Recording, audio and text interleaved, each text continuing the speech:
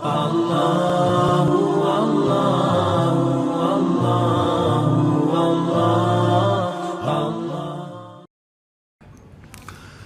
harus tahu saudaraku, dan kita harus yakini, karena ini rukun iman kita, akan ada namanya hari pembalasan. Ada hari di mana kiamat terjadi, artinya habis semuanya. Semua yang kita lihat dan kita tidak lihat di langit, di bumi, di kedalaman lautan, semuanya akan habis. Ada saatnya di mana ajalnya datang, semuanya akan hancur dan terjadilah kiamat. Dan itulah proses pindahnya manusia dan jin kepada alam akhirat, di mana mereka akan hidup abadi di sana dan mereka akan menikmati hasil perbuatannya kalau baik, dan mereka akan dihukum kalau hasilnya buruk.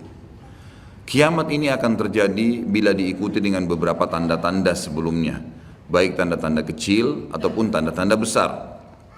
Dan pada saat kiamat terjadi nanti dimulai dengan sangkakala sekali, kemudian hancurlah semua di alam semesta ini, kemudian datang sangkakala yang kedua, dan akhirnya dibangkitkanlah seluruh makhluk, kemudian dihisaplah mereka, lalu terjadilah mahsyar, kehidupan yang akan kita laluin.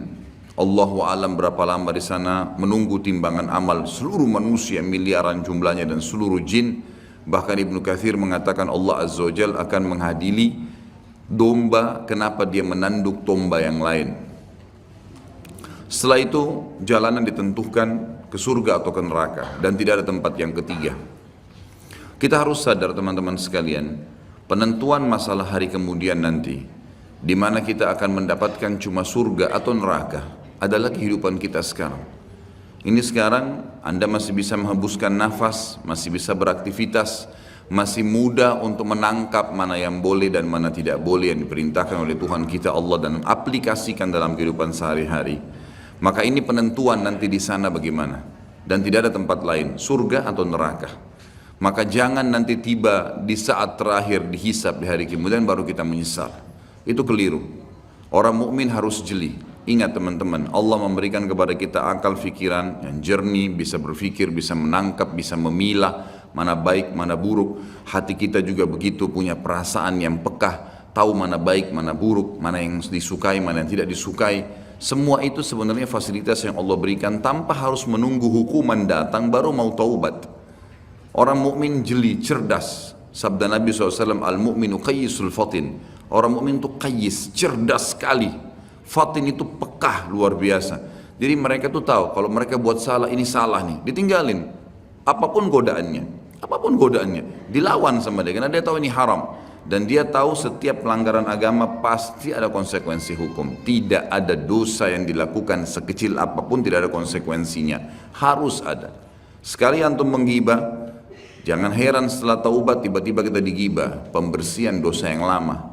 Dulu pernah kita membuat nota palsu, mencuri sesuatu. Jangan heran sekarang kalau beli HP baru jatuh hilang, itu biasa. Harus ada konsekuensi pembersihannya. Tidak mungkin tidak ada, mustahil, siapapun itu. Bahkan Nabi SAW sendiri bukan kita karena katakan beliau melakukan dosa karena sudah diampuni. Tapi beliau sendiri mengatakan saya pun diberikan cobaan oleh Allah Subhanahu wa taala penyakit yang lebih berat double daripada apa yang diberikan kepada kalian. Apalagi manusia biasa yang penuh dengan dosa seperti kita. Kita akan bahas fase hari kiamat ini teman-teman sekalian dengan tanda-tandanya kecil dan besar. Kemudian kita akan masuk ke fase kiamatnya. Kemudian kita akan masuk ke ada bahasan di pasal ke-11 nanti tentang azab dan nikmat kubur. Kemudian nanti kita akan masuk ke fase mahsyar, kemudian surga dan neraka. Ini memang poin yang akan dibahas secara berentetan tentang masalah ini. Saya tidak tahu yang lalu sudah pernah saya jelasin pasal ini atau belum? Belum ya? Saya akan bacakan pasal ke-10. Beriman kepada hari kemudian, hari pembalasan, hari kebangkitan dan seterusnya. Namanya ada banyak sekali. Seorang muslim beriman, meyakini dengan hatinya, mengikrarkan dengan lisannya, mengaplikasikan dengan anggota tubuhnya, maksudnya dia lakukan ketaatan supaya selamat di akhirat dan menjauhi pelanggaran agar tidak dihukum. Seorang muslim beriman bahwasanya kehidupan dunia ini mempunyai saat-saat di mana ia akan berakhir, pasti, tidak ada keraguan di situ, dan mempunyai hari terakhir yang tidak ada hari sesudahnya. Lalu datang kemudian kehidupan berikutnya untuk kehidupan akhirat. Pada saat itu Allah Azza wa Jalla membangkitkan kembali segenap makhluk dan menghimpun mereka semua untuk diadakan perhitungan atau hisab. di mana orang-orang saleh diberi balasan kenikmatan abadi dalam surga, sedangkan orang-orang yang durhaka atau penuh dengan dosa diganjar dengan azab dan siksaan menghinakan di dalam api neraka. Na'udzubika minan nar. Ia juga beriman bahwasanya hari akhirat ini didahului oleh tanda-tanda kiamat, seperti munculnya Dajjal, Ya'juj Ma'juj, turunnya Nabi Isa alaihissalam dari langit, keluarnya binatang melata yang dapat berbicara, terbitnya matahari dari tempat terbenamnya sebelah barat, dan tanda-tanda lainnya. Kemudian sangkakala atau trompet raksasa ditiup satu kali untuk kematian dan kebinasaan, lalu tiupan berikutnya untuk kebangkitan dan hidup kembali serta menghadap kepada Rabbul Izza, Allahu Azza wa Jal.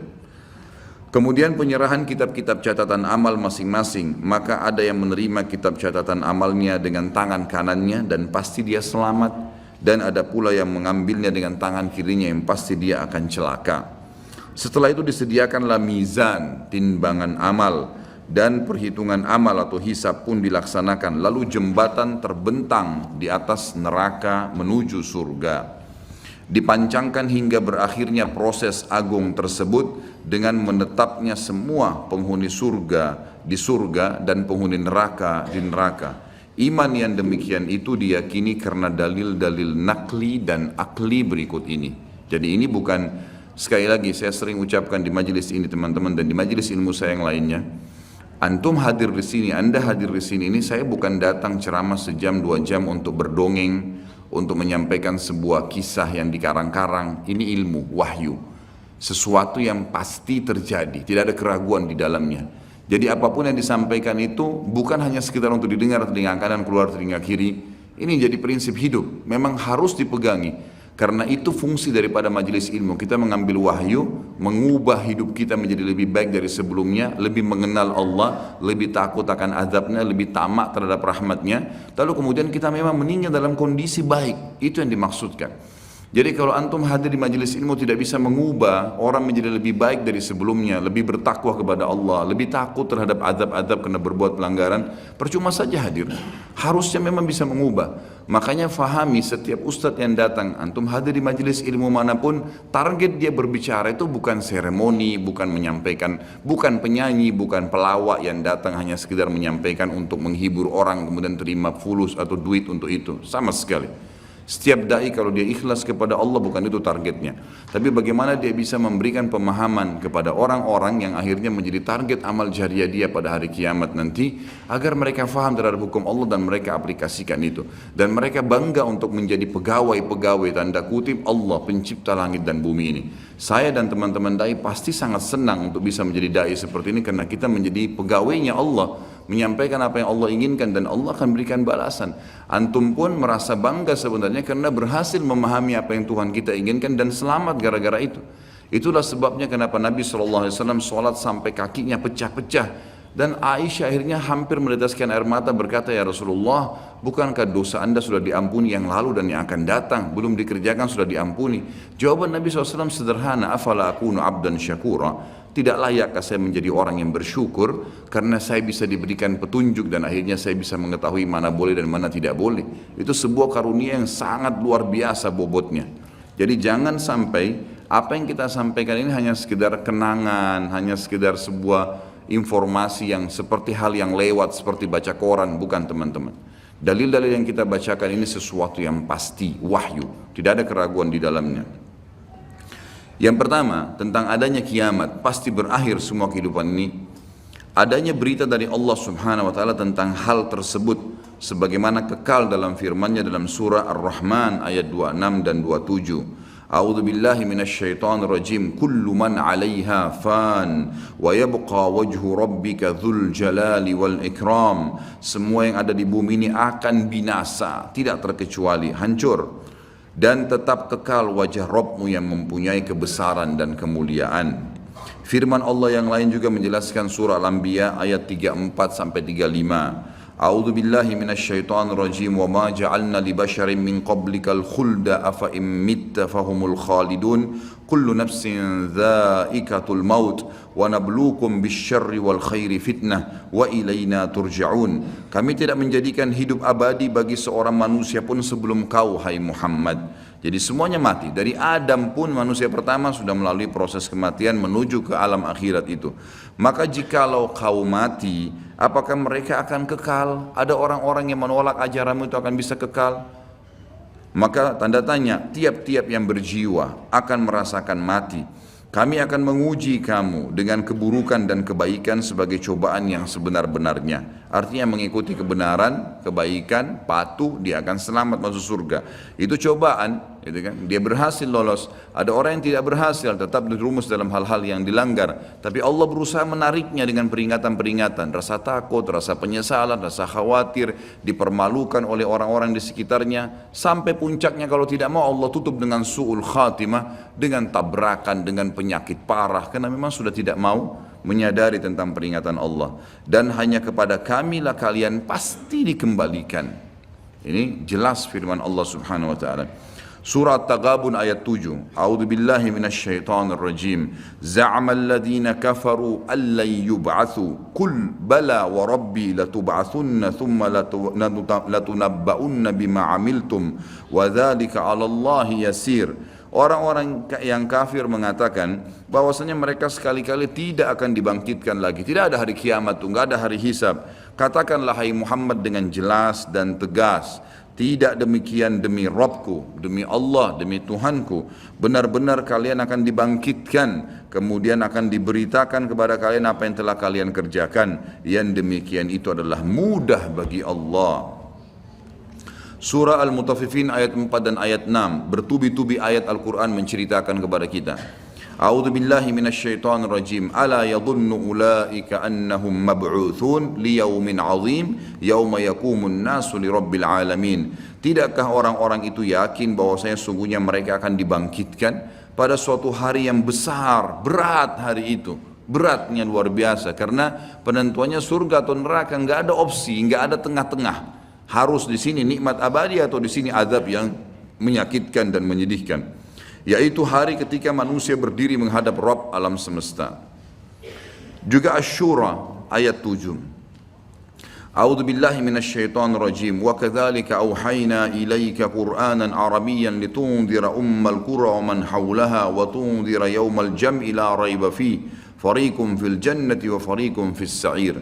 Demikianlah kami wahyukan kepadamu Al-Quran dalam bahasa Arab, hai Muhammad, supaya kamu memberikan peringatan kepada Ummul Qura, penduduk Mekah, dan penduduk negeri-negeri sekelilingnya, seluruh dunia, serta memberi peringatan pula tentang hari berkumpulnya manusia atau hari kiamat yang tidak ada keraguan padanya. Segolongan pasti pada saat itu akan masuk ke dalam surga, dan segolongan lagi pasti masuk ke dalam neraka. Tidak ada pilihan yang lain.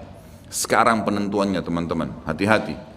Jangan pernah terpengaruh dengan lisannya orang-orang di sekitar kita. Pujian dia, hinaan dia, cacian dia hanya sepanjang lidahnya. Kamu alim ya, kamu hebat ya, kamu gagah ya, kamu kaya lah. Itu hanya sepanjang lidah. Jangan itu membuat kita lalai, nggak ada gunanya sama sekali. Atau bahkan mungkin dia menghardik dengan kata-kata yang tidak baik, mencaci maki. Allah mengajarkan, kalau ada orang seperti ini, wa idza khatabahumul jahiluna qalu salama. Kalau orang bodoh mengajak bertengkar, tinggalkan saja kata Allah, enggak usah dilayani. Enggak ada waktu untuk menyanyiakan waktu kita kepada hal-hal yang tidak ada manfaatnya. Para ulama salaf kita memaksimalkan waktu mereka per detiknya, dari kegiatan ibadah ke ibadah apalagi, terus begitu. Sampai seseorang di antara mereka berharap tidak ngantuk malam hari supaya bisa beribadah semalam suntuk. Karena tahu ini akan terjadi hal-hal yang akan besar nantinya. Para sahabat Abu Darda, Abu Hurairah dan sahabat-sahabat Nabi yang lain semuanya, mereka sering menangis tiba-tiba tanpa sebab. Lalu ditanya oleh orang-orang sekitarnya dari para tabi'in, ada apa? Anda ini menangis, bukankah Anda sahabat Rasulullah? Maka jawaban mereka, sungguh bekal kami sangat sedikit, perjalanan masih panjang, tidak ada jaminan amal kami sudah diterima, walaupun kami sudah melakukannya. Mungkin ya, ada kekurangan-kekurangan dalam amal tersebut. Kita tidak pernah tahu, dari khayalan sholat, dari ini, dari itu, dari riya, dan seterusnya, ini berbahaya. Kalau para sahabat bisa khawatir begitu, bagaimana dengan kita teman-teman sekalian? Harusnya kita lebih jeli dan lebih hati-hati lagi. Alhamdulillah dengan kemahamurahannya Allah, Allah memberikan fasilitas yang namanya taubat, mudah sekali dilakukan. Tinggal mau meninggalkan perbuatan salah, jadi orang baik-baik, itu saja. Patuhi jalannya Allah, maka Allah masih bisa mengampuni itu kesalahan-kesalahan. Walaupun apa yang sudah kita sia-siakan sudah rugi sendiri. Artinya kalau pernah kita selama 10 tahun lalai terus berbuat dosa, dan dalam 10 tahun itu ada orang lain yang sudah berbuat amal ibadah, sudah puasa Senin Kamis, sudah puasa, sudah hadir majelis ilmu, sudah sholat 5 waktu di masjid, sementara kita lalai, maka tentu berbeda antara kita dengan dia. Itu secara akal sehat pastinya. Jadi jangan sampai kita menganggap semua orang sama tingkatannya, tidak. Tapi bukan mustahil dengan amal-amal yang tersisa setelah kita taubat akan meninggikan derajat kita, bukan mustahil. Merengek, memohon, tamak terhadap rahmat Allah diperintahkan, dianjurkan. Dalam surah Zalzalah yang sangat masyhur, ayat 1 sampai ayat 8, satu surah lengkap, Allah Subhanahu wa taala menyebutkan, A'udzu billahi minasyaitonir rajim, idza zulzilatil ardu zilzalaha wa akhrajatil ardu athqalaha wa qala al insanu ma laha yawma idzin tuhadditsu akhbaraha bi anna rabbaka awha laha yawma idzin yasdurun nasu ashtatan liyaraw a'malahum faman ya'mal mithqala dharratin khairan yarah wa man ya'mal mithqala dharratin syarran yarah. Apabila bumi digoncangkan dengan goncangannya yang dahsyat dan bumi telah mengeluarkan beban-beban berat yang dikandungnya, semuanya yang ada kuat, tambang-tambang, segala suatu batu-batu yang kuat di bawah tanah, semua terbongkar pada hari itu. Dan manusia bertanya, mengapa bumi jadi begini? Pada hari itu bumi menceritakan beritanya, karena sungguhnya Rabbmu telah memerintahkan yang demikian kepadanya. Pada hari itulah manusia keluar dari kuburnya dalam keadaan yang bermacam-macam, supaya diperlihatkan kepada mereka balasan pekerjaan mereka. Barang siapa yang mengerjakan kebaikan walaupun seberat zarrah, biji sawi, niscaya dia akan melihat balasannya. Dan barang siapa yang mengerjakan kejahatan walaupun seberat biji zarrah, biji sawi, niscaya dia akan melihat balasannya pula. Surah Al-An'am 158. A'udzu billahi minasyaitonir rajim. Hal yanzuruna illa an ta'tiyahumul malaikatu aw ya'tiya rabbuka aw ya'tiya ba'du ayati rabbik yawma ya'ti ba'du ayati rabbika la yanfa'u nafsan imanuha lam takun amanat min qablu aw kasabat fi imaniha khaira. Al-ayah. Yang mereka nanti-nanti, kapan mau taubat nih? Kapan yang kafir itu mau beriman kepada Allah? Yang mereka nanti-nanti tidak lain hanyalah kedatangan malaikat kepada mereka untuk mencabut nyawa mereka. Tidak ada yang lain. Berarti keras kepala, nggak mau taubat, nggak mau baik, nggak mau berubah, nggak mau meninggalkan dosa-dosa. Kalau gitu tunggu aja malaikat mau datang. Atau kedatangan Rabbmu, atau pada hari kiamat lebih dahsyat lagi. Atau kedatangan sebagian tanda-tanda Rabbmu. Ya, tanda-tanda sebelum terjadi hari kiamat. Pada hari datangnya sebagian tanda-tanda Rabbmu, tidaklah bermanfaat lagi iman seseorang bagi dirinya sendiri yang belum beriman sebelum itu, atau dia belum mengusahakan kebaikan dalam masa imannya. Ada beberapa ayat di sini akan disebutkan berhubungan dengan masalah prosesi terjadinya kiamat dan tanda-tanda. Cuma dalam buku Minhajul Muslim, Syekh Abu Bakar rahimahullah, beliau menggabungkan semuanya, jadi bercampur baur dalil. Makanya saya akan bacakan dulu semua dalilnya, dan nanti kita akan coba susun prosesi kejadian kiamat itu sendiri. Sekarang ayat yang dibacakan adalah ayat yang berhubungan tentang masalah salah satu tanda-tanda hari kiamat besar. Jadi ada 11 tanda-tanda kiamat besar yang disepakati oleh para ulama. Salah satunya adalah ini. Surah Al-An'am ayat 82. A'udzu billahi minasyaitonir rajim. Wa idza waqa'al qawlu 'alaihim akhrajna lahum dabbatan minal ardi tukallimuhum anna an-nasa kanu biayatina la yuqinun. Apabila perkataan telah jatuh atas mereka, kami keluarkan sejenis binatang melata dari bumi yang akan mengatakan kepada mereka bahwa sungguhnya manusia dahulu tidak yakin kepada ayat-ayat kami. Sampai sini saya tahan dulu dan kita akan jelaskan 10 atau 11 tanda-tanda kiamat itu. Bagi teman-teman yang memegang bukunya bisa melihat di halaman 86. Saya akan bacakan hadisnya. Hadis ini riwayat Imam Muslim nomor 2901. Jadi tanda-tanda kiamat itu ada besar ada kecil. Tentu kalau tanda-tanda kiamat kecil banyak sekali. Di antaranya hadis riwayat Muslimnya juga yang berbunyi, Kata Nabi SAW, tidak akan terjadi kiamat sampai aku diutus menjadi Nabi. Hitunglah 6 tanda-tanda kiamat, ini kecil. Lahirnya aku, diutusnya aku, dan meninggalnya aku. Berarti sudah ada 3 dan sudah terjadi. Kemudian akan tersebarnya ya, penyakit taun. Dan ini sudah terjadi zaman Umar radhiyallahu anhu. Terbebasnya Palestina di zaman Umar radhiyallahu anhu, gitu kan. Kemudian pembebasan negeri Persia terjadi di zaman Umar radhiyallahu anhu. Berkumpul semua itu. Jadi 6 tanda-tanda ini sudah kelihatan semuanya. Tanda-tanda kiamat yang kecil sudah terjadi, ada yang sedang terjadi sekarang dan ada yang belum terjadi. Kalau yang sedang terjadi seperti misalnya hadis Nabi SAW yang berbunyi, tidak akan terjadi kiamat sampai orang-orang mengganti nama-nama minuman keras dengan nama-nama lain. Contoh, seperti sekarang misalnya menggantinya dengan istilah-istilah lain. Ya nama inilah, ya merek itulah, ya cuman sekian 5% alkoholnya dan seterusnya. Hadis yang lain, tidak akan terjadi kiamat sampai zina tersebar, dianggap biasa, dan juga banyaknya laki-laki yang menyerupai perempuan, dan juga minuman keras dianggap sebagai minuman yang biasa. Hadis sahih semuanya. Jadi ini semua kita lihat depan mata kita sedang terjadi, ya sedang terjadi. Kemudian yang belum terjadi itu seperti misalnya kalau tanda-tanda kiamat kecil terakhir sekali namanya Malhamah Kubra, peperangan besar antara kaum muslimin dengan orang-orang Nasrani. Yang ini disebutkan panjang lebar dalam hadis Bukhari, lebih dari 3 lembar kalau tidak salah. Hadis ini berbunyi, kata Nabi SAW, kalian akan bersatu dengan Bani Asfar.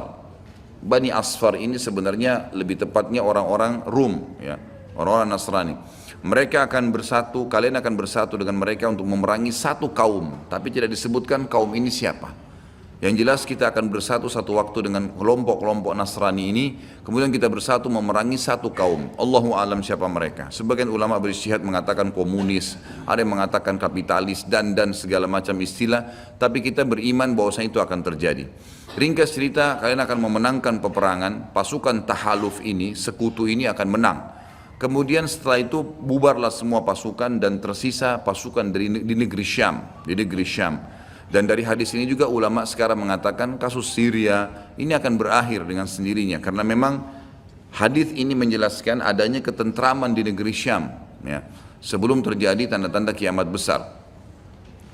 Pada saat itu pasukan muslimin, ya, sedang pulang ke negeri Syam bersama dengan pasukan Bani Asfar ini, ya, suku yang dikatakan dari bangsa Romawi. Kemudian mereka mengangkat bendera salib sambil mengayunkan dan mengatakan, kamilah yang telah memenangkan peperangan ini. Maksudnya kekuatan Nasrani. Maka yang muslim sempat teman-teman mereka mengatakan, ini kan kita sekutu, bagaimana caranya kalian mengaku ya memenangkan sendiri. Terjadi cekcok di antara mereka. Lalu kata Nabi SAW, akhirnya segelintir muslimin yang ada di situ Allah karuniakan mereka mati syahid, terbunuh semua.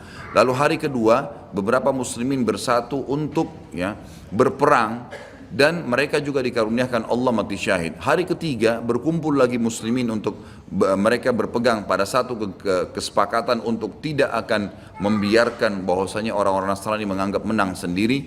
Maka akhirnya hari ketiga pun mereka diikram oleh Allah, dikaruniakan syahadah, mati syahid. Nanti hari keempat barulah berkumpul seluruh muslimin dari seluruh penjuru bumi. Lalu terjadilah perang besar antara kalian dengan Bani Ahmar dan mereka dibawa naungan 80 bendera. Sebagian ulama hadis mengatakan mereka dibawa 80 negara. Jadi perang besar-besaran. Dan di dalam kegiatan orang-orang Nasrani di sebagian pastor dan pendeta, mereka menamakan akan terjadi nanti perang salib besar, puncak daripada penentuan siapa yang menang dan siapa yang kalah. Kita sebagai orang muslim bukan sedang memicu emosi untuk mempersiapkan diri, tapi memang ini hadis Nabi SAW, wahyu yang menyampaikan kita akan berperang melawan mereka, dan ini perang besar-besaran seluruh dunia akan terjadi. Maka kalian pun akan berperang, tapi tidak disebutkan waktunya berapa lama, sampai pasukan kalian menembus wilayah Rum dan kalian berhasil menjebolkan temboknya dengan takbir dan tasbih, berzikir. Dan tembok ini sebagian ulama mengatakan adalah Vatikan, karena memang satu-satunya markas orang-orang Nasrani yang menggunakan pintu gerbang, kalau dibuka dianggap ada sebuah keputusan penting, kalau ditutup berarti sudah segala macam ya yang mereka kultuskan sekarang. Temboknya itu akan rubuh dengan takbirnya muslimin. Sebagian ulama hadis mengatakan karena banyaknya jumlah pasukan sampai akhirnya suara mereka begitu bergemuruh dan akhirnya meruntuhkan tembok itu. Allahu a'lam, itu makna hadis. Kemudian pada saat itulah syaitan, iblis menjelma jadi manusia lalu teriak di tengah-tengah pasukan muslimin berkata, wahai muslimin, Dajjal sudah keluar di tengah-tengah kalian. Dajjal sudah keluar di tengah-tengah kalian. Maka teriakan ini membuat pasukan muslimin, mereka tahu benar pada saat itu hadis Nabi SAW yang berbunyi, diriwayatkan Imam Bukhari Muslim, kalau kalian dengarkan Dajjal keluar di satu lokasi, maka selamatkanlah diri kalian walaupun ke gunung-gunung. Gitu kan. Janganlah seseorang dari kalian berkata imannya kuat lalu dia sengaja menemui Dajjal, akhirnya dia menjadi pengikutnya. Jadi para mujahidin tahu masalah itu. Mereka bukan tidak berani, tapi mereka mengikuti sabda Nabi SAW. Maka mereka pun akhirnya pada klub pulang masing-masing. Kata Nabi SAW, mereka pun bubar ke wilayah masing-masing. Pada saat mereka tiba di wilayahnya, ternyata Dajjal tidak ada. Itu berita dusta. Dan pada saat itulah Dajjal keluar. Pada saat itulah Dajjal keluar. Dan Dajjal adalah tanda-tanda kiamat besar yang pertama. Tanda-tanda kiamat besar yang pertama. Jadi ini akan terjadi. Ini sekaligus saya menitik beratkan, ya, tidak bolehnya sembarangan orang ngomong. Sekarang soalnya ada beberapa orang, semoga Allah berikan hidayah, menentukan tahun ya akan terjadi kiamat. Bagaimana caranya menentukan tahun nih? Ini tanda-tanda depan mata kita masih ada yang belum terjadi. Dan ini peperangan besar seluruh dunia, ini nggak main-main, ini bukan perang 1-2 hari. Ini peperangan yang besar sekali, gitu kan? Jadi Allahu alam kita masih menemukan atau tidak. Tapi yang jelas menurut tanda-tanda sekarang kita masih ada di fase-fase tanda-tanda kiamat kecil yang sedang terjadi. Tapi kita menyampaikannya, gitu kan? Yang jelas ini sesuatu yang masih Allahu alam. Berapa lama? Tapi dari hitungan tahun tidak mungkin 20-30 tahun. Bukankah banyak orang menebak-nebak tahun 2000 sekian akan kiamat, 2000 sekian akan kiamat. Ini semua dari mana? Kita punya kiai dan guru kita Nabi Muhammad SAW menyampaikan kepada kita tanda-tandanya ada sebelum terjadi kiamat. Tanda-tanda itu tidak akan terjadi kiamat. Kemudian kita akan masuk menjelaskan teman-teman sekalian tanda-tanda kiamat besar. Ada 11 yang disepakati tanda-tanda kiamat besar, sebagaimana disebutkan di dalam hadis riwayat Imam Muslim. Yang pertama adalah keluarnya Dajjal. Dan Dajjal ini diambil dari kata-kata Dajjala yang berarti kekacauan. Dan ini digunakan untuk nama seseorang yang memang akan dikeluarkan oleh Allah Azza wa Jal sebagai fitnah bagi kaum muslimin. Makanya kita dalam tahiyat membaca wa'udzubika min fitnatil masiihid dajjal, dan jauhkanlah kami dari fitnahnya Masih Dajjal. Nanti akan saya paparkan panjang lebar. Yang kedua adalah sementara Dajjal membuat kerusakan di muka bumi, maka akan keluar Mahdi. Yang kata Nabi SAW, akan keluar seseorang yang sama namaku, Muhammad bin Abdullah, akan sama paras wajah dan poster tubuhku, sama persis dengan Nabi SAW, alisnya, matanya, kulitnya, dan dari keturunanku, dari kota Madinah. Jadi kan sebagian ulama hadis mengatakan ini kemungkinan dari turunan Hasan radhiyallahu anhu, karena memang sekarang yang banyak di Madinah itu turunan Hasan radhiyallahu anhu. Maka dia akan keluar dan Allah mengubahnya dalam sehari semalam. Kemudian dia keluar dari Madinah ke Mekah lalu dibayat dengan 300 orang, lalu kemudian mereka membentuk pasukan untuk mengejar Dajjal. Kemudian yang ketiga, pada saat itu nanti akan saya jelaskan penyelidikan ini garis umumnya dulu. Yang ketiga akan turun Nabi Isa alaihissalam. Pada saat pasukan Mahdi sudah sampai di masjid ya, Menara Putih, dikatakan, dan subhanallah masjid itu kata ulama hadis ada sekarang di Damaskus, di ibu kota Syria. Ada masjid yang disebutkan Menara Putih, dan Nabi SAW sebutkan dengan nama Menara Putih. Nanti mereka akan singgah sholat asar situ, lalu Isa alaihissalam turun. Kemudian setelah itu, setelah Isa alaihissalam ya, datang turun kemudian memerangi Dajjal, datang tanda-tanda hari kiamat. Yang keempat adalah Ya'juj wa Ma'juj, dua suku yang dari anak Adam diciptakan oleh Allah Subhanahu wa taala, tapi mereka berbeda dengan kita. Mereka sangat beringas, memakan semuanya, kala jengking, ular, hewan-hewan, jumlahnya banyak. Bahkan seseorang di antara mereka tahu kalau akan mati kalau seandainya sudah memiliki 1000 orang anak. Dan mereka akan membuat kerusakan, membunuh semua yang ditemui. Kafir, beriman, tidak ada urusan. Selain mereka akan dibunuh. Ini ada ciri-cirinya. Ya, ada ciri-ciri yang akan saya sebutkan nanti. Ringkas cerita, mereka akan buat kerusakan dan Allahu a'lam berapa lama di situ. Isa alaihissalam dan kaum mukminin akan sembunyi di gunung-gunung dan mereka akan mati bukan dengan peperangan dengan kaum mukminin tapi dengan doa Isa alaihissalam yang berdoa lalu Allah matikan mereka dengan satu kali mati. Maka semua miliaran orang yang Ya'juj ini mati tiba-tiba. Kemudian Isa alaihissalam pun berdoa kepada Allah agar dihilangkan jenazah mereka karena seluruh bumi ini dipenuhi dengan jenazah mereka. Sampai disebutkan dalam hadis mereka akan turun di sebuah sungai Tibriyah di wilayah Syam. Mereka minum sungai tersebut, orang terakhir mereka datang sudah nggak temukan lagi ada airnya, saking banyaknya jumlahnya. Dan saya pernah tanyakan ke dosen saya sendiri waktu tingkat 3 kuliah bicara masalah Ya'juj Ma'juj ini, saya bilang, Syekh, apakah ada orang dari kita yang ikut dengan pasukan mereka? Maka syekhnya mengatakan sama sekali tidak ada. Karena kita beranjak daripada hadis Nabi SAW, seseorang yang antara mereka tahu dia akan mati kalau sudah punya 1000 orang anak. Dan mereka akan membunuh semua selain mereka. Jadi ada ciri khasnya sendiri. Kemudian setelah mereka mati pun, Isa alaihissalam berdoa, lalu Allah SWT datangkan burung-burung yang besar dari arah barat, yang mencengkram mereka satu-satu, lalu dibuang ke lautan ke arah timur. Kemudian Allah turunkan hujan yang membersihkan kotoran-kotoran mereka. Jadi sudah ada tanda-tanda kiamat pertama Dajjal, nanti akan saya ceritakan ceritanya. Kemudian ada Mahdi keluar dari Madinah, kemudian turunnya Isa alaihissalam, kemudian Ya'juj Ma'juj. Setelah berjalannya waktu maka akan terjadi orang-orang kufur kembali kepada risalah langit.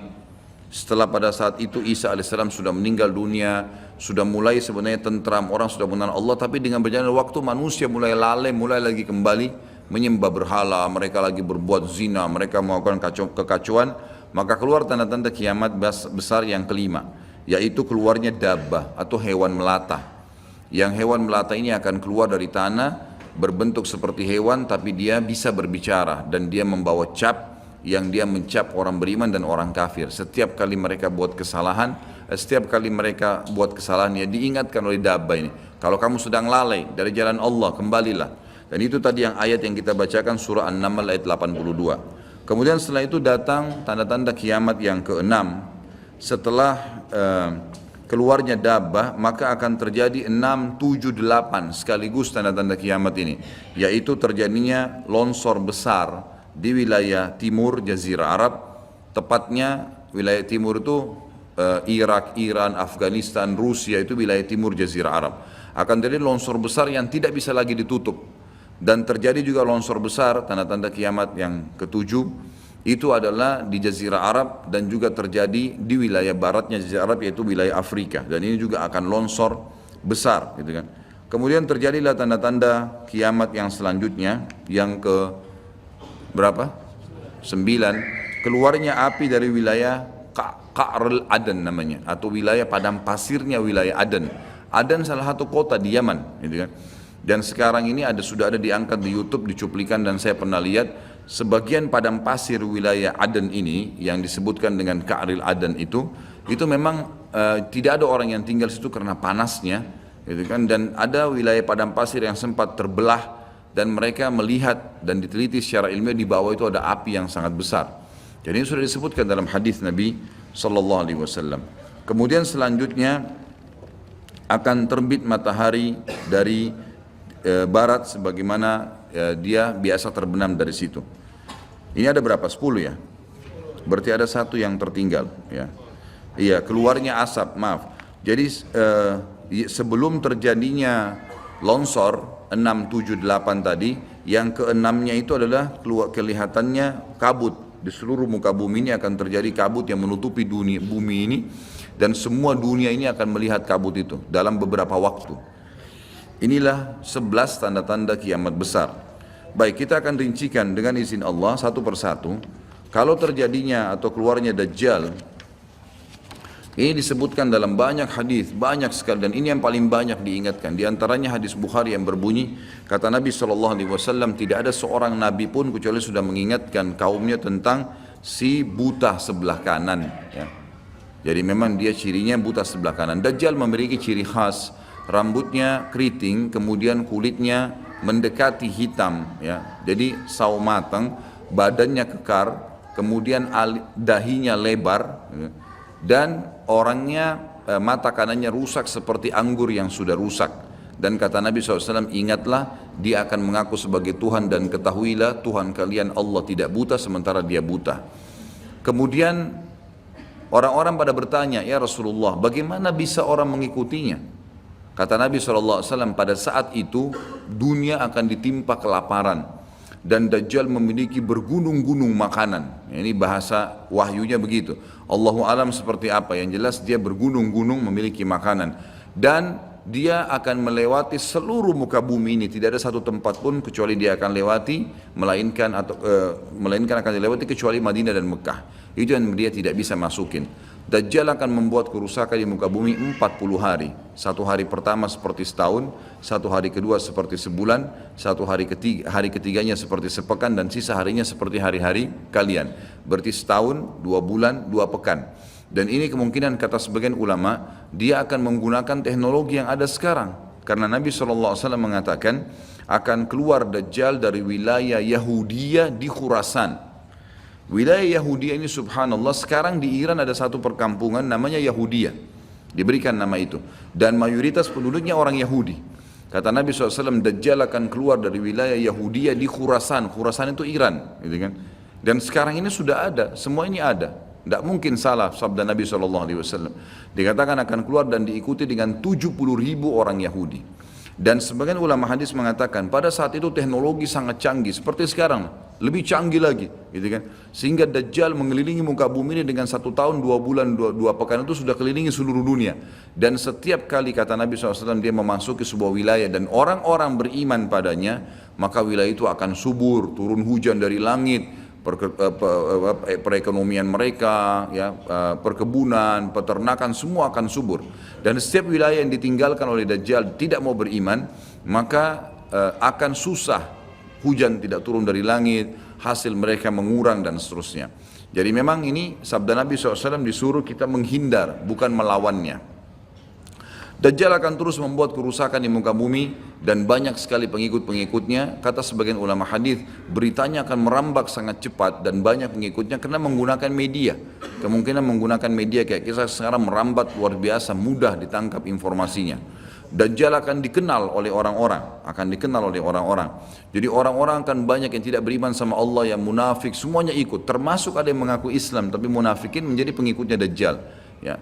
Kemudian Dajjal akan keliling terus di muka bumi sampai dia tiba di Madinah, yang diceritakan kota Madinah. Dan dia tidak bisa memasuki kota Madinah karena di setiap pintu gerbangnya ada malaikat yang menghunuskan pedang. Ada 2 malaikat yang menghunuskan pedang dan menghadangnya. Maka Dajjal pun tidak bisa masuk. Allahu alam bagaimana ini terjadi, tapi ini sabda Nabi SAW. Lalu Dajjal pun mencari gunung tertinggi yang ada di sekitar perbatasan Madinah. Sebagian ulama yang pernah saya tangkap bahasa mereka mengatakan batas Madinah yang paling mudah dijangkau dan masuk adalah Wadi Aqiq.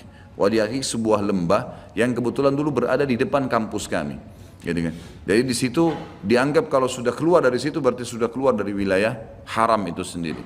Allahu alam, ini ijtihad tentunya.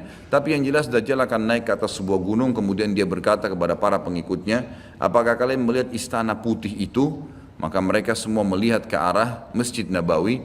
Lalu mereka mengatakan iya. Kata Dajjal, itulah istananya Muhammad yang aku tidak bisa jangkau. Dan subhanallah sekarang Masjid Nabawi warnanya seperti istana putih, gitu kan? Tanpa disadari dengan menggunakan marmer putih besar. Begitu juga dengan perluasannya nanti. Memang kalau dari kejauhan seperti istana yang sangat mewah, gitu kan? Ringkas cerita, Dajjal pun akhirnya sebelum pergi, dia sempat menyentakkan kakinya, kata Nabi SAW, sehingga membuat terjadilah gempa di Madinah dan membuat seluruh orang munafik di Madinah keluar jadi pengikutnya. Jadi gempa dan hanya tinggal di sana orang-orang beriman. Hanya tertinggal di sana orang-orang beriman. Lalu keluarlah sebelum Dajjal pergi, keluarlah satu anak muda yang kata Nabi SAW orang terbaik pada saat itu. Orang terbaik pada saat, orang yang paling luar biasa imannya. Masih muda di sini ulama mengatakan istilah syab dalam bahasa Arab bisa dari mulai balik 12 tahun sampai 40 tahun. Nanti harus keluar seorang anak muda yang diistilahkan syab antara umur ini, kemudian keluar dan sempat melihat Dajjal. Maka Dajjal pun mengatakan menangkapnya segera dan mengatakan saya Tuhanmu. Maka orang tersebut mengatakan kau adalah Dajjal yang telah diceritakan oleh Nabi SAW. Karena dalam hadis yang lain dikatakan setiap orang mukmin bisa melihat di dahinya tulisan kafara yang berarti kufur. Dia bisa membaca bahasa Arab atau tidak, tapi dia akan bisa membaca dengan hikmah Allah, matanya orang mukmin bisa melihat itu sehingga dia tahu ini adalah Dajjal. Kemudian Dajjal pun mengambil gergaji dan membelah dua dari kepala sampai kemaluannya sehingga anak muda itu terbelah dua dan Dajjal melewati tengah-tengahnya dan seluruh pengikutnya bersorak-sorak. Lalu Dajjal berkata, bangkitlah, bangkit kembali bersatu. Lalu kata Dajjal, apa kau sudah yakin saya Tuhanmu? Maka Dajjal mengatakan, maka anak muda itu mengatakan, justru saya tambah yakin kau adalah Dajjal. Setelah itu dia berusaha membunuhnya tapi dia tidak mampu lagi. Allah sudah selamatkan. Maka Dajjal pun meninggalkan lokasi tersebut. Lalu puncaknya Dajjal menuju ke Palestina. Dan dia akan bermarkas di sebuah tempat namanya Babulut. Babulut dalam hadis. Subhanallah, sekarang ini sudah ada kota di Israel yang mereka rebut wilayah Palestina, sebuah seperti kecamatan, ya, kalau yang saya tangkap, saya pernah lihat cuplikannya, itu ternyata diberikan nama Babulut oleh orang Yahudi. Dan ini disebutkan dalam hadis dengan lafaz itu Babulut, ya, Bablut, gitu kan. Ini subhanallah saya lihat cuplikannya Babulut, gitu. Ini luar biasa nih, seperti sabda Nabi SAW. Dan sekarang mereka lagi fokus membangun, menjadikan wilayah itu wilayah yang paling mewah di Israel. Subhanallah, gitu kan. Dajjal akan menuju ke sana dan sementara dia menuju ke sana, setiap wilayah yang dia lewatin, salah satunya disebutkan dalam hadis Bukhari adalah dia akan melewatin satu wilayah yang sangat banyak masyarakatnya. Ya Allahu a'lam ini di mana? Apakah di wilayah Cina? Apakah di pokoknya masyarakat komunitasnya paling besar. Kita tahu sekarang Cina sama India ini tempat yang sangat luas. Banyak masyarakatnya, dia akan melewati wilayah yang banyak masyarakatnya, lalu kemudian dia berkata kepada pemimpinnya, Allahu alam, ini presiden kah, raja kah, kepala suku kah, dia akan berkata bahwasanya saya Tuhanmu. Maka orang itu mengatakan, apa buktinya kau Tuhan saya? Dia bilang, bagaimana kalau saya hidupkan kedua orang tuamu? Apa kau akan percaya saya Tuhanmu? Maka orang itu berkata, tentu saja. Ada Dajjal, tunjukkan kuburannya, ditunjuk kuburannya, lalu Dajjal mengatakan, keluarlah. Maka keluarlah orang tuanya dan berkata ibu ayahnya, ikutlah pada orang ini ikutlah pada ini karena dia adalah Tuhanmu. Maka akhirnya kepala suku atau kepala negara itu pun menyatakan ikut dan seluruh masyarakatnya ikut. Jadi luar biasa, miliaran orang jadi pengikut Dajjal pada saat itu. Maka Nabi SAW sudah membongkar buat kita itu. Berkata apa? Itulah dua syaitan yang menjelma untuk menipu manusia, dan itu puncak terakhir sekali sebelum Dajjal menuju ke Israel. Lalu kemudian dia menuju ke Palestina, tapi disebutkan Israel, dikatakan Palestina dalam hadis. Lalu menuju ke sebuah wilayah yang namanya Babulut tadi. Lalu Dajjal berpesta pora di sana dengan pengikut-pengikutnya, mentuhankan dia berikan makanan, kaya raya, segala macam dia bisa lakukan, fitnah, gitu kan. Akhirnya keluarlah. Pada saat sementara dia berjalan ke Babulut dan tiba di Babulut, keluarlah di Madinah Mahdi. Dan Mahdi ini adalah keturunan Nabi SAW tadi saya bilang, keluar dari Madinah. Kemudian Allah memperbaiki dia dalam sehari semalam. Kata sebagian ulama hadis, Allah berikan petunjuk sehingga dia menjadi baik langsung, gitu kan. Tadinya dia faham agama tapi belum diaplikasikan, sekarang dia langsung Allah SWT ubah menjadi orang yang saleh dalam sehari semalam. Lalu kemudian dia jalan. Ada banyak riwayat yang menyebutkan ciri-cirinya. Di telapak tangannya ada seperti bekas, ya, tanda lahir. Yang jelas yang paling mendasar mirip dengan Nabi SAW. Alisnya seperti busur panah, kulitnya putih, orangnya tinggi, besar, kekar, gitu kan. Dan tadi turunan Nabi SAW namanya Muhammad bin Abdullah. Maka dia pun akhirnya didatangi oleh orang-orang yang pada saat itu sudah tahu tentang keluarnya Dajjal, sudah informasi menyebar. Maka mereka juga sudah tahu ada orang yang akan membentuk pasukan dari Madinah namanya Muhammad bin Abdullah. Lalu mereka carilah keturunan Nabi SAW itu, lalu ditemukan. Lalu mereka mengatakan, engkau lah yang telah ditunjuk oleh Nabi SAW.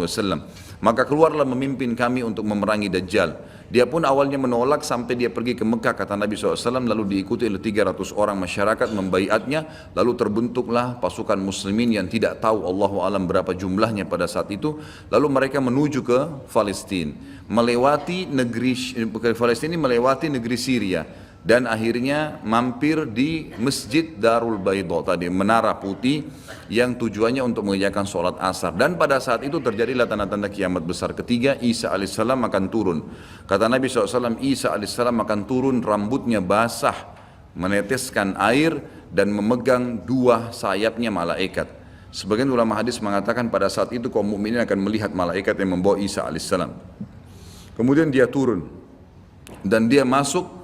Kemudian kata Nabi SAW, Mahdi adalah satu-satunya orang, ya, salah satu orang yang Nabi sholat jadi makmum di belakangnya. Karena waktu turun Nabi Isa, orang sudah tahu semua ini akan turun, lagi berkumpul gini mau sholat, pas mau iqamah sholat Isa alaihissalam turun. Dan orang-orang sudah mengatakan Isa sudah datang. Jadi informasi pasti, bukan lagi yang diragukan, bukan masih nebak ini Isa atau bukan, mereka sudah tahu. Turunnya kelihatan dan mereka masuklah. Lalu kemudian Mahdi mengatakan silakan memimpin, hai Nabiullah. Kata Nabi Allah, imam dari diri kalian, dari kalian sendiri, dari kaum muslimin. Maka akhirnya dia pun menjadi imam. Kemudian terbentuklah pasukan tersebut, tiba di Babulut. Saya tutup dengan kisah Babulut ini. Pada saat tiba di Babulut, ya, tiba di Palestina, maka Dajjal tidak tahu yang datang ini siapa. Disebarkan berita oleh pengikutnya mengatakan, hai Dajjal, sudah datang pasukan yang ingin memerangi kita. Lalu Dajjal mengatakan, siapa yang berani mengalahkan saya? Siapa yang bisa? Bukakan pintu gerbang, kita tantang. Dia nggak tahu kalau Isa alaihissalam yang datang. Kemudian pada saat dibukakan, Dajjal dengan sombongnya, dia tahu dia tidak mati, gitu kan? Punya kekuatan super yang luar biasa. Begitu dibuka pintu gerbang, dia sengaja nunggu di pintu gerbang untuk menunjukkan, mendemonstrasikan kemampuannya di depan para pengikutnya. Ternyata waktu dibuka pintu gerbang, Isa alaihissalam di depan pasukan muslimin. Dan akhirnya begitu melihat Isa, dia coba melarikan diri dan badannya meleleh seperti melelehnya lilin, gitu kan? Jalan terus meleleh sampai akhirnya Isa alaihissalam mengejarnya sambil mengatakan, wahai musuh Allah, sudah saatnya kau mati. Diletakkan di tanah, ditekan oleh Isa alaihissalam, lalu kemudian ditombak di antara dua matanya dengan tombak emas, yang akhirnya membuat Dajjal mati. Pada saat itu pun Yahudi mengetahui masalah itu, sehingga mereka menyebar. Ya, mereka menyebar dan Isa alaihissalam sudah tahu instruksi dari Allah untuk membunuh semua pengikut Dajjal. Maka semua pun pengikut Dajjal dari Yahudi ini menyebar di bawah pohon, di atas batu, dan semuanya akan berbicara mengatakan, hai muslim, ini Yahudi, bunuhlah dia. Maka semuanya pun dibunuh oleh kaum muslimin kecuali satu pohon, pohon garkat. Pohon garkat ini pohon yang punya duri dan buahnya pahit. Dulu di kuburan Baqi cukup banyak, ya. Sekarang subhanallah di Israel paling banyak ditanam pohon garkat karena mereka tahu bahwasanya itu tidak akan berbicara untuk menunjukkan siapa mereka. Jadi kebodohan orang Yahudi, tahu kebenaran ini tapi mereka tidak beriman. Makanya wajar Ibnu Abbas berkata dalam nama ghairil maghdubi alaihim, bukan orang yang bermuka adalah Dajjal, adalah orang-orang Yahudi karena kebodohannya. Maka pada saat itu pun dibunuhlah semuanya. Dan termasuk kata ulama hadis sebenarnya yang sembunyi di sekitar pohon garkat. Garkat ini tidak bicara, hai muslim, ini Yahudi. Tapi orang Islam pada saat itu kata ulama hadis mengetahui kalau ini pohon garkat. Mengetahui kalau ini pohon garkat. Jadi memang sudah punya gambaran, sehingga walaupun sembunyi di pohon garkat tetap akan dibunuh oleh kaum muslimin. Karena orang-orang Yahudi tidak mengikrarkan syahadat. Mereka walaupun sudah tahu kebenaran, mereka memang tidak mau syahadat. Makanya Nabi SAW mengatakan, jangankan Isa AS, Nabi Muhammad SAW saja di zamannya, kata beliau, kalau ada 12 orang dari Yahudi yang mengucapkan syahadat, beriman pada saya, maka seluruh Yahudi akan beriman. Saking sulitnya, 12 orang saya sudah cukup. Tapi pada saat itu pun sama, walaupun dibunuh mereka tidak mau beriman kepada Allah SWT. Ini juga terjadi pada saat terjadi pembunuhan suku Quraidah. Jadi pada saat itu Nabi SAW mengepung mereka, diberikan kesempatan untuk taubat. Mereka tidak mau, akhirnya mereka menganggap kalau dibunuh oleh Nabi SAW, dibunuh oleh kaum muslimin, mereka akan menuju ke surga, gitu kan. Jadi mereka pasrah dengan dibunuh, mereka anggap itu akan menuju ke surga, dan ini kebodohan, ya, ini kebutuhan. Maka pada saat itu selesailah urusan orang-orang Yahudi ini, dan Isa alaihissalam akan memimpin di muka bumi selama, ada riwayat mengatakan 7 tahun, ada yang mengatakan 40 tahun. Membuat keadilan, dan Isa akan membunuh semua babi, menghancurkan semua salib, dan tidak ada rumah satupun kata Nabi SAW di muka bumi kecuali akan masuk ke dalam Islam, baik dalam keadaan mulia ataupun menolak, terhina. Jadi sudah tidak ada, seluruh muka bumi ini akan jadi Islam pada saat itu. Jadi sampai sini insya Allah bahasan kita akan lanjutkan nanti, pertemuan akan datang, dan silakan kalau ada pertanyaan ditulis di kertas, setelah sholat kita akan bahas. Dan kita akan mulai Ya'juj Ma'juj dan sisa-sisa lainnya nanti kita akan bahas pada pertemuan akan datang. Mungkin begitu. Subhanakallahumma bihamdika asyhadu an la ilaha illa anta astaghfiruka wa atubu ilaik. Wassalamualaikum warahmatullahi wabarakatuh.